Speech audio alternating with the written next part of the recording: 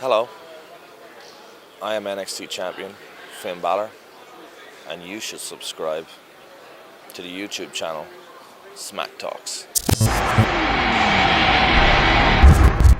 Alright guys, welcome to This Week in Wrestling, covering everything that's gone on over the course of this past week, a week which seen the shock debut of former TNA World Champion Eric Young. Young made his debut Thursday night at the NXT TV tapings, where he came out to confront another former TNA World Champion in the current NXT Champion, Samoa Joe. Although there's no details of Young's contract, it's worth noting that he too has been able to keep his name, similar to the likes of Aries, Joe and Styles, which is a big coup for WWE, as Young is well known from his time in TNA and various TV projects outside of the company. Speaking in his first backstage interview with Kathy Kelly shortly after making his debut, he too put over the NXT brand, stating everyone's striving to be the best, you want to pit yourself against the best, prove yourself against the best, there's no doubt in my mind or anyone else's mind, the best are here, the best are in NXT, the best are in the WWE universe.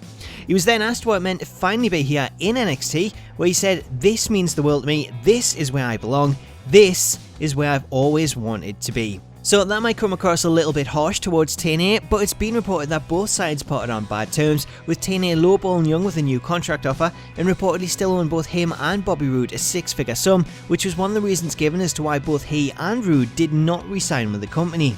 Speaking of TNA, and in some better news for Impact fans, Dixie Carter this week announced they've re-signed former X Division champion Robbie E, as well as signing two new stars in TNA Knockout Sienna, who fans will know better as Allysin Kay, and also Caleb Conley, who has spent time in Ring of Honor, Evolve, PWG and Omega.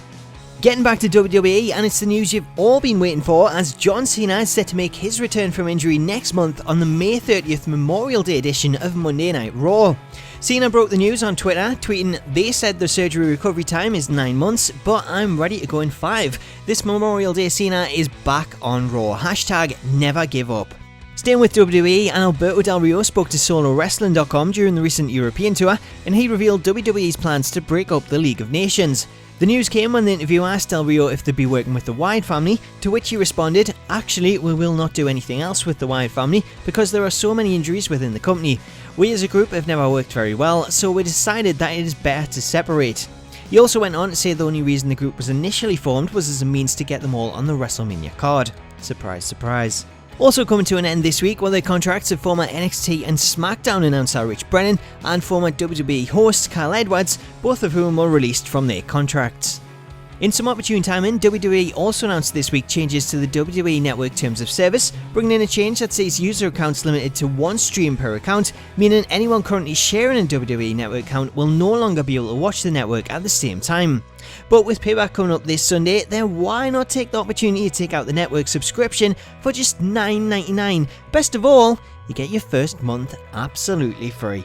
Finally, speaking of Payback, it does of course take place this Sunday and sees AJ Styles taking on Roman Reigns for the WWE World Heavyweight Championship, with rumours running rampant that the Bullet Club will be involved and possibly cost Styles the match, leading to the reveal of Finn Balor as their leader after he last week dropped the NXT Championship to Samoa Joe and told fans he'd see them on Monday.